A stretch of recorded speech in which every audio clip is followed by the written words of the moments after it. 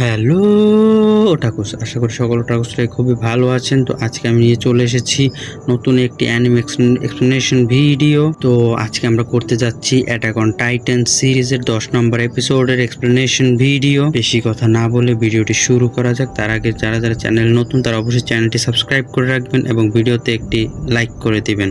এপিসোডের শুরুতেই কমান্ডার সবাইকে নির্দিষ্ট দূরত্বে সরে যেতে বলে, কারণ কখন টাইটানটা হামলা করবে তা কেউ জানে না। আর সে সকল কামান গোলা রেডি রাখতে বলে।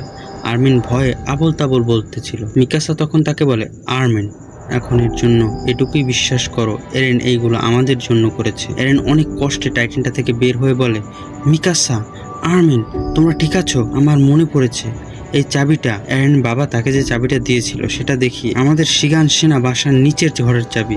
আমার বাবা আমাকে বলেছিল আমাকে ওখানে ফেরত যেতে হবে, সকল প্রশ্নের উত্তর খুঁজতে হবে। সেজন্যই হয়তো আমি ট্রান্সফর্ম হওয়ার পাওয়ার পেয়েছি। আমি যদি শিগান সেনায় যেতে পারি তবে আমি এই টাইটান মিস্ট্রি সলভ করতে পারবো।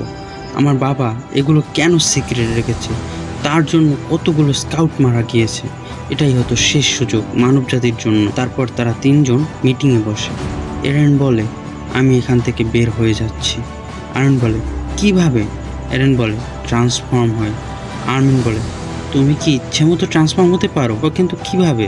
এরেন বলে, আমি জানি না, কিন্তু আমি পারি। মিকাসা বলে, আমিও তোমার সাথে যাব। এরেন এরেন বলে, আমি ছোট বাচ্চা না। মিকাসা বলে, তুমি পারমিশন দাও আর না দাও, আমি তোমার পিছে পিছে থাকবো। আমি ওয়াদা করছি আমি কখনো তোমাকে ছেড়ে যাব না। এরেন আর্মিনকে বলে, এখন আমরা কি করব আর্মিন?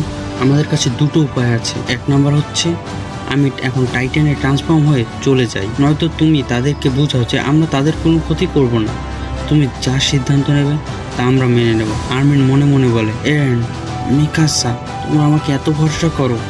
সে বলে, আচ্ছা তোমরা কেউ আক্রমণাত্মক বিহেভিয়ার করো না, আমি দেখছি। আর্মিন তার সকল অস্ত্র ফেলে দেয়। গিয়ে সে ক্যাপ্টেনকে বোঝাতে চায় যে সে তাদের কোনো ক্ষতি করবে না, এরেন তাদের কোনো ক্ষতি করবে না, কিন্তু সে ব্যর্থ হয়। ঠিক যখনই ক্যাপ্টেন ফায়ার করার সিগন্যাল দেবে ঠিক তখনই সিনে কমান্ডার চলে আসে।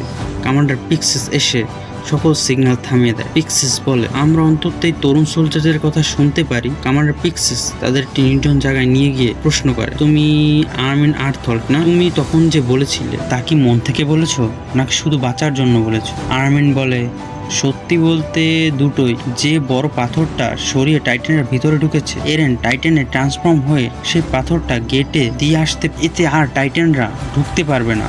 কমান্ডার এরেনকে বলে, তুমি কি এটা করতে ইচ্ছুক? ক্যাডেট হিয়াগার এরেন বলে, আমি করব। আমি জানি না আমি পারবো কিনা, কিন্তু আমি করব। তো এখানেই আজকের এপিসোডটি শেষ হয়ে যায়।